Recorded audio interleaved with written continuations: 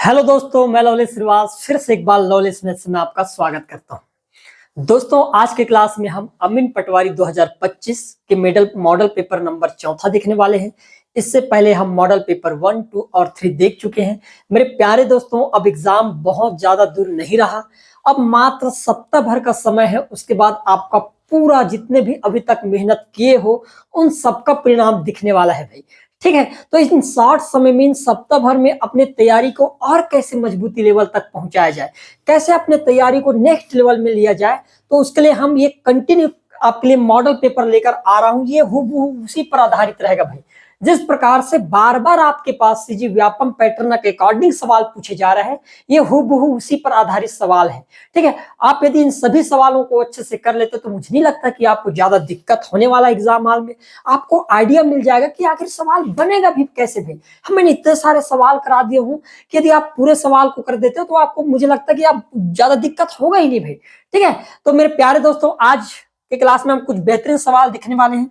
इससे पहले आप है ना ज्यादा से ज्यादा शेयर करें, आप लाइक करें, कमेंट करें, है ना, ताकि मुझे भी थोड़ा सा ज्यादा ना एनर्जी मिलते रहे। ठीक है, तो आज का हमारा पास पहला सवाल दिखेगा, गजब का सवाल है यार। ठीक है, मैं आप लोगों के लिए चुनिंदा सवाल लेकर आ रहा हूं। ठीक है, देखिएगा, ये बोला गया है 2, 3, 4 मतलब 234, फिर 452, 452, उसी प्रकार 669 ऐसे संख्या निम्न में से किससे विभाज्य है, सही कथन को आपको चुनकर बताना था।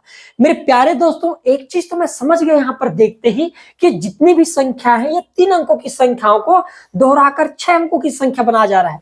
जैसे यहां पर दिया है 234 को एक बार लिखने के बजाय यहां पर 2 बार लिख दिया गया है। 234 बन गए भाई 6 अंकों की संख्या। उसी प्रकार 452 को भी 2 बार लिखा गया है। 452 एक बार लिखने के बाद फिर से 452 लिख दिया गया। तो मेरे प्यारे दोस्तों, मैंने नंबर सिस्टम है ना, जो संख्या पत्ती था उसके क्लास में एक नियम बताया था कि जब कोई 3 अंक की संख्या को दोहराकर 6 अंकों की संख्या बना दी जाए तो उस प्रकार की बनी हुई संख्या जो होते किन किन अंकों से विभाजित होता है, इन सब के बारे में डिटेल बता दिया था। ठीक है, पर भी हम देखते हैं यहाँ पर ध्यान समझना। यदि मान लो यहाँ पर मैंने कहा कॉमन निकाल लिया जाए भाई 234 को कॉमन निकाल लूंगा तो बचेगा क्या अंदर में 1001 बच जाएगा मेरे प्यारे दोस्तों। और 100 का फैक्टर की बात करूं तो इसका फैक्टर होगा, एक तो 1001 होगा, एक खुद होता है आपके पास 13, एक होता है 11 और एक होता है 3। मतलब मैं कह सकता हूं कि भाई यदि कोई भी 3 अंक की संख्या जिसको दोहराकर 6 अंक की संख्या बनाया गया है वो हमेशा 1001 से कटेगा, हमेशा 13 से कटेगा, हमेशा 11 से कटेगा और हमेशा 3 से तो कटेगा ही। इतना तो याद रखो, चाहे वो संख्या कोई भी हो, सामने वाली संख्या पर मतलब नहीं है कि सामने में क्या है तो उसके अकॉर्डिंग बनेगा। नहीं भाई, हम तो उसके फैक्टर के अकॉर्डिंग बना रहे हैं। ये फैक्टर तो आपसे कहीं जाएगा नहीं ना छोड़कर, ये फैक्टर तो जाने वाला नहीं है, ये तो हमेशा बना रहेगा। इसका मतलब ये अंक द्वारा हमेशा क्या होगा, विभाज्य होगा। अब हमारे पास कथन की ओर चलते हैं कि किन किन संख्याओं से विभाजित होगा। बोला गया 11 से विभाज्य बोला गया भाई, बिल्कुल हमारे नियम में मतलब ये तो एकदम करेक्ट होगा। फिर 13 से वो भाज्य होगा तो ये भी एकदम करेक्ट होगा भाई। 1001 से ये भी हमारा क्या होगा, करेक्ट। और 3 से ये भी हमारा क्या हो जाएगा दोस्तों, यहाँ पर करेक्ट हो जाएगा। तो मैंने देखा इस सवाल में चारों के चारों जो हमारे ऑप्शन है वो कर सही है, तो हम कहेंगे ऑप्शन नंबर जो डी होगा मेरे प्यारे दोस्तों, ये हमारा क्या होगा, यहाँ पर करेक्ट आंसर हो जाएगा। ऐसे सवाल मिलते हैं। ठीक है, आगे बढ़ते हैं। देखो नेक्स्ट सवाल, फिर 24, 36, 48 के संबंध में निम्न में सही कथन को आपको चुनकर बताना है। ये 3 अंक दे दिया गया है, 24 है, 36 है, 48। इसके संबंध में हमारे पास 4 कथन दिया गया है। इन चारों कथनों में से है ना कौन कौन से कथन सही हैं और कौन से कथन गलत है, इसको छांटने के बाद आपको आंसर तक पहुंचना है। तो मैंने एक चीज कहा कि भाई 24, 36 और 48 के संबंध में निम्न कथन को चुने, तो पहला कथन है भाई एलसीएम 144 होगा। तो इसके लिए हम चेक कर लेते हैं। सबसे पहले ध्यान देना, मैंने लिख दिया 24, फिर 36 और फिर लिख दिया मेरे प्यारे दोस्तों 48। सबसे पहले हम 2 से भाग देंगे, 24 को 2 से भाग देंगे तो 12 बार में, 36 को भाग देंगे तो 18 बार में, 48 को भाग देंगे तो 24 बार। फिर 2 से जा रहा है, 2 से और दे देते हैं, 2 छक्के 12, 2 9 18 और ये हो जाएगा भाई 12 दूनी 24। फिर से 2 से जा रहा है, 2 3 6, 9 में तो नहीं जाएगा भाई, 9 का 0 करते हो। फिर 2 छक्के 12, फिर एक बार 2 से तो जा ही सकता, 3 में तो नहीं जाएगा, 9 में भी नहीं जाएगा, जिसमें तो जाएगा ना 6 में, 2 3 6। एक बार 3 से दे देते हैं, तीन एक कम तीन, तीन तिया 9 और ये एक तीन एक कम तीन, एक लास्ट में 3 से और दे देते हैं। तो जितने भी इसके गुणनखंड आए इनका आपस में गुणा कर लेंगे तो हमको क्या मिल जाएगा, एलसीएम। तो मैंने देखा 2 4 बार आया है और 3 जो हो दोस्तों ये 2 बार आया है। ठीक है, अब गुणा करके देखा, 2 दूनी 4, 4 दूनी 8, 8 दूनी 16, 16 तिया 48 और 48 तिया कितना होता है, मैंने कहा 144। मतलब जो एलसीएम वाला है पहला कथन की एलसीएम 144 होगा, एकदम करेक्ट है। ठीक है भाई, ये जो पहला कथन है दोस्तों एकदम करेक्ट है, इसमें कोई दो मत वाली बात नहीं है। आगे बढ़ते हैं, जीसीडी 6 होगा बोला गया है। जीसीडी कितना है, 6। अब ये जीसीडी क्या होता है भाई, तो जीसीडी का फुल फॉर्म होता है दोस्तों, ध्यान रखना, ग्रेटर है ना, ग्रेटेस्ट क्या होता है, ग्रेटेस्ट कॉमन डिवाइजर बोलते हैं ना। कुल मिलाकर इसको एचसीएफ ही बोला जाता है। कुल मिलाकर क्या बोलते हैं, इसको एचसीएफ बोलते हैं। मतलब महत्तम समापवर्तक को ही जीसीडी बोल दिया जाता है और उसी को हम एचसीएफ के नाम से भी जानते हैं। क्लियर है, तो बोला गया है कि यहाँ पर एचसीएफ जो होगा या जीसीडी 6 होगा बोला गया है। अब एचसीएफ के लिए हम क्या करेंगे, ध्यान समझना। एचसीएफ ज्ञात करने के लिए अलग अलग अंकों पर भाग लगाते हैं। सबसे पहले 24 को देंगे, फिर उसके बाद हम अलग से 36 को भी दे देते हैं। ठीक है, और अलग से हम यहाँ पर 48 को भी दे देते हैं, ध्यान समझना। ठीक है, अब मैंने कहा सबसे पहले 2 से भाग देंगे, हम यहाँ पर 2 से भाग देंगे तो कितने बार में जाएगा, 2 का आधा 24 का आधा 12, फिर से देंगे तो 6 बार में, फिर 2 से भाग देंगे 3 बार में और लास्ट में 3 से 1 बार में तो जाएगा। 36 की बात करें 2 से 18 बार में, फिर 2 से 9 बार में और फिर 3 से 3 बार में और 3 से फिर 1 बार में। यदि मैं 48 की बात करूं तो 2 को 24 बार में, है ना, फिर 2 से 12 बार में, फिर 2 से बात करें तो 6 बार में, फिर 2 से तो 3 बार में और लास्ट में 3 से 1 बार। ठीक है, तो मैंने देखा कि इन तीनों पदों पर कॉमन कौन कौन से रहा।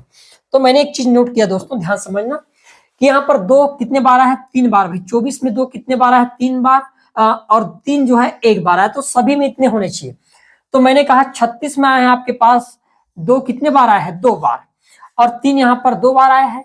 यदि मैं 48 की बात करूं तो यहाँ पर तो 2 4 बार आ गया, लेकिन यहाँ पर 3 1 बार आया। तो सबसे मिनिमम वाला देखेंगे तो 3 1 बार है, तो मैंने लिख दिया यहाँ पर 3, और 2 मिनिमम कहां पर है, तो यहाँ पर 2 बार आया, तो 2 और 2 का गुणा कर देंगे, 2 गुणा 2, 2 दूनी 4 और 4 से कितना हो जाएगा, 12। तो जीसीडी जो होगा मेरे प्यारे दोस्तों ये 12 होना चाहिए था, यहाँ पर दिया गया है 6, है ना। तो इस हिसाब से हम कहेंगे कि के वाला कथन होगा क्या हमारा, गलत हो जाएगा। आगे बढ़ते हैं, एलसीएम और जीसीडी का अंतर 132 है। एक्चुअल में एचसीएफ कितना होना चाहिए था, 12 होना चाहिए था, यहाँ पर लिखा गया है 6। एलसीएम कितना है भाई, तो आप कहोगे 144 है ना, ये एलसीएम है। एचसीएफ कितना मिला है, तो ये 12।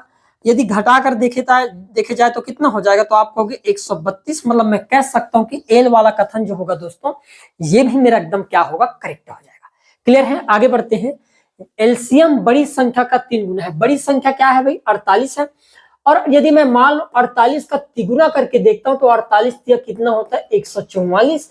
मतलब मैं कह सकता हूं कि यही तो है एलसीएम मेरा, है ना भाई। तो एम वाला कथन भी क्या होगा दोस्तों, मेरा करेक्ट हो जाएगा। तो मैंने देखा जे भी सही है, एल भी सही है और एम, जे एल और एम सही है। यहाँ पर प्रिंटिंग मिस्टेक हुआ, ये एल होना चाहिए था। तो ऑप्शन नंबर जो सी होगा मेरे प्यारे दोस्तों, ये यहाँ पर क्या होगा, मेरा एकदम करेक्ट आंसर होगा। इसी प्रकार के आपको सवाल देखने को मिलेगा भाई। क्लियर है, आगे बढ़ते हैं। देखो अगला सवाल, एक थैली में 1 रुपए 50 पैसे 25 पैसे के कुल 340 सिक्के हैं। इन सिक्कों का मूल्य 5 4 1 के अनुपात में है। तो इन सिक्कों की संख्या क्रमशः कितनी है, हमारे पास 4 कथन दिया गया है। मेरे प्यारे दोस्तों एक चीज याद रखना, जब सिक्कों पर आधारित सवाल आए तो 2 बेसिस बनता है। एक तो यदि मूल्य दिया रहेगा तो सिक्कों का अनुपात दिया रहेगा, और मान लो सिक्कों की संख्या दिया रहेगा तो मूल्य का अनुपात दिया रहेगा। अब आपका काम क्या है, यदि मान लो सिक्कों की संख्या दिया गया है तो मूल्य को आपको सिक्कों में कन्वर्ट करना है, क्योंकि विजाती राशि को अलग नहीं रख सकते एक साथ, सजाती राशियों को ही हम रखेंगे। अलग अलग को कैसे रख सकते हैं भाई, तो ध्यान समझना। मैंने कहा यहाँ पर एक तो 1 रुपए, एक 50 पैसे और एक है हमारे पास 25 पैसे। ठीक है, अब मूल्य की बात करूं, मूल्यों का अनुपात क्या है, तो 1 रुपए के 5, 50 पैसे के 4 और 25 पैसे के 1 है। अब मैं चाहता हूं कि मुझे किस रूप में दिया गया है भाई, मैंने कहा मुझे यहाँ पर सिक्कों के रूप में दिया गया है किस में रूप में दिया है, सिक्कों के रूप में। तो मैं चाहता हूं इनको मैं सिक्कों में कन्वर्ट कर लूं। अब एक चीज बताना मेरे प्यारे दोस्तों, मैं सिंपल सिंपल पूछूंगा आपसे। मान लो भाई मेरे पास 5 रुपए है, मान लो मेरे पास 5 रुपए, या आप मुझे 5 रुपए देना चाहते हो, लेकिन कंडीशन ये होना चाहिए कि एक एक रुपए के सिक्के में देना पड़ेगा भाई। तो एक चीज बताओ, 5 रुपए के भुगतान एक एक रुपए के सिक्के में करोगे तो कितने सिक्के देना पड़ेगा? तो आप कहोगे 5 सिक्के देना पड़ेगा। तो सिक्कों की संख्या कितना होना चाहिए? 5 प्लस भाई। ठीक है, मैंने कहा मुझे 4 रुपए दोगे आप, है ना, 4 रुपए देना चाहते हो, लेकिन अब मैं चाहता हूं कि आप 8-8 आना के पैसे में दो, है ना, 8-8 आना के सिक्के में देना चाहते हो, 50-50 पैसे के सिक्के में दो। तो एक चीज बताओ, 4 रुपए देने के लिए आपको कितने 8 आना के सिक्के यूज करना पड़ेगा? तो आप कहोगे 4 का दुगुना 8 सिक्का तो देना पड़ेगा भाई। ठीक है, अब मैं चाहता हूं 1 रुपए फिर मुझे दो, लेकिन ये 25-25 पैसे मतलब 4-4 आना के सिक्कों में होना चाहिए। तो हमको पता है 1 रुपए में 4 चवन्नी होता है, मतलब मुझे आप 4 सिक्कों तो दोगे ही। तो मैंने टोटल सिक्कों की संख्या काउंट किया, 5 8 13 4 हो गया आपके पास 17, और 17 का मान यहाँ पर दिया गया है दोस्तों 340। ध्यान समझना, 340। अब मैंने कहा तो उस हिसाब से 17 कम 17 और 17 दूनी 34। एक का मान कितना आ गया? मैंने कहा 20। एक का मान 20 है तो 5 का मान कितना होगा? तो आप कहोगे 20 25 100। 8 का मान 8 दूनी 16 160, और 4 का गुणा 20 के साथ करेंगे तो 20 चौके 80। मतलब मैं समझ गया कि 1 रुपए के सिक्कों की टोटल संख्या 100 है, 50 पैसे के सिक्कों की संख्या 160 है, और 25 पैसे के सिक्कों की संख्या 80 है। आगे समझ में। अब हम यहाँ पर देखते हैं हमारे कथन क्या क्या बोलना चाहता है कि 1 रुपए की सिक्कों की संख्या 100 है। 1 रुपए की सिक्कों की संख्या 100 है, इसमें कोई दो मत वाली बात नहीं, ये वाला कथन तो एकदम करेक्ट है। आगे बढ़ते हैं दोस्तों, ध्यान समझना।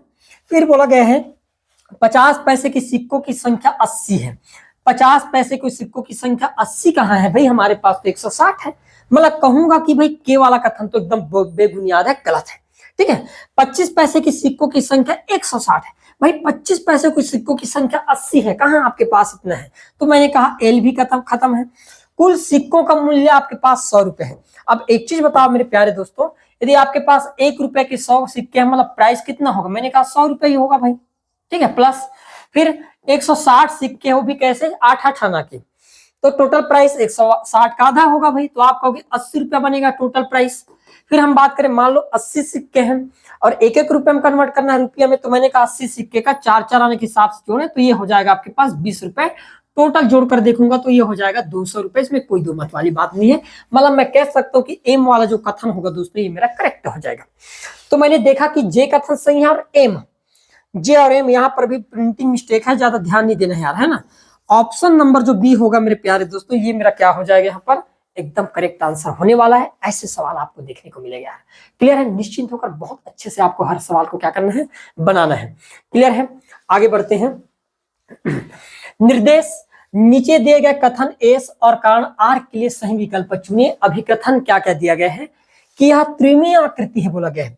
हमको पता है कि ये जो आकृति ये बेलन है भाई, ये बेलन है, ये शंकु है, और ये हमारे पास गोला है। ठीक है, अब हमको पता है कि 3D आकृति या त्रिमीय आकृति क्या होता है भाई? ऐसे आकृतियों को त्रिमीय आकृति बोला जाता है जिसमें लंबाई हो, चौड़ाई हो और साथ में उसका कुछ ऊंचाई हो।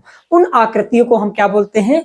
त्रिमीय या 3D आकृति बोलते हैं। जैसे आपके पास किताब है ना, किताब में एक लंबाई होता है, एक चौड़ाई और उसका कुछ तो मोटाई होता है जिसको मैं ऊंचाई के रूप में देखना चाहता हूं। तो किताब जो होगा ये मेरे लिए 3D होगा। लेकिन उसी किताब का एक पन्ना की बात करूं दोस्तों, तो उसमें लंबाई होगा, चौड़ाई होगा, लेकिन एक पन्ना की आप मोटाई को निर्धारित नहीं कर सकते, इसलिए हमारे लिए 2D का काम करते हैं। इतना याद रखना। क्लियर है? इतना अंतर है 2D और 3D में।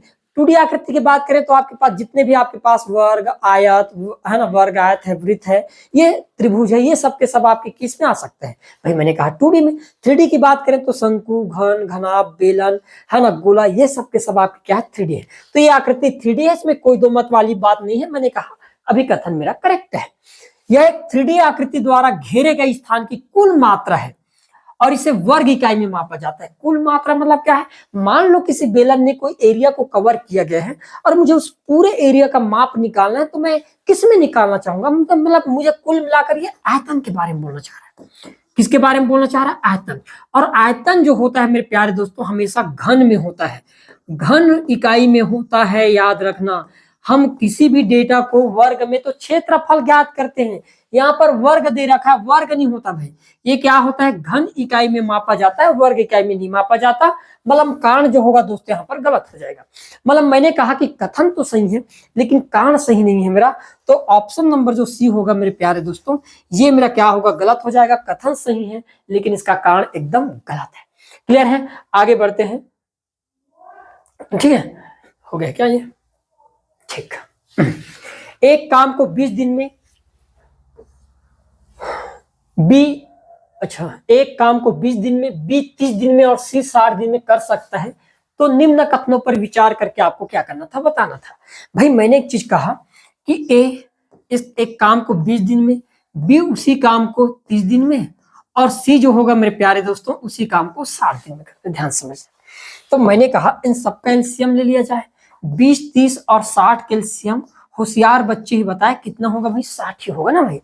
अब 20 से भाग लगाएंगे 60 पर तो कितने बार जाएगा, तो आप कहोगे 3 बार, 20 या 60, ये 3 बार में। 30 से भाग लगाएंगे 60 को तो कितने बार में जाएगा, तो आप कहोगे 2 बार में। और 60 को 60 से भाग लगाएंगे तो 1 बार में। मतलब ये जो डेटा आया है हमारे पास, कौन सा, मैं कहा ये हमारे पास दक्षता है। ये क्या है, दक्षता, एफिशिएंसी इसको बोलते हैं हम। क्या बोलते हैं, एफिशिएंसी। मतलब कोई भी डिपेंडेंट काम होता है काम पर, वो एफिशिएंसी पर डिपेंड करता है, इतना तो याद रखना है। ठीक है, अब मैं यहाँ से निश्चिंत हो गया, यदि मुझे एफिशिएंसी मिल गया तो मुझे कोई दिक्कत नहीं है अब सवाल डील करने में। ए और बी मिलकर पूरे काम 12 दिन में करेंगे। पूरा काम तो भाई 60 का था, याद रखना, पूरा काम 60 का। मुझे किसको हल कराना है, ए और बी को मिलाकर। तो भाई ए का पर आपके पास 3 भाग, एक दिन में कितना काम करता है, 3, और बी काम करता है 2, दोनों मिलकर काम करेंगे तो 3 और 2 कितना हो जाएगा, मैंने कहा 3 और 2 5 के हिसाब से काम होगा। 60 काम को 5 के हिसाब से करेंगे तो 12 दिन में कंप्लीट हो जाएगा। इसमें कोई दो मत वाली बात नहीं है। मतलब मैं कह सकता हूं कि जे वाला जो कथन होगा दोस्तों एकदम करेक्ट होगा। फिर बी और सी मिलकर 30 दिन में करेंगे। टोटल काम तो 60 ही है भाई, लेकिन अब किसको, बी और सी को मिलाकर काम कराना है। बी एक दिन में 2 लड्डू खाता है, सी 1 लड्डू खाता है, दोनों मिलकर खाएंगे तो 3 लड्डू ना खाएंगे, 3 लड्डू खाएंगे तो 3 से भाग देंगे 60 को, तो 20 दिन में होना चाहिए था। यहाँ पर दिया गया है 30 दिन। मतलब के वाला कथन जो होगा दोस्तों क्या होगा, गलत हो जाएगा। आए भाई समझ में, तीनों मिलकर पूरे काम को 10 दिन में करेंगे बोला गया है। अब तीनों को काम कराते हैं, हमको क्या है, काम कराने से मतलब टोटल काम तो 60 है।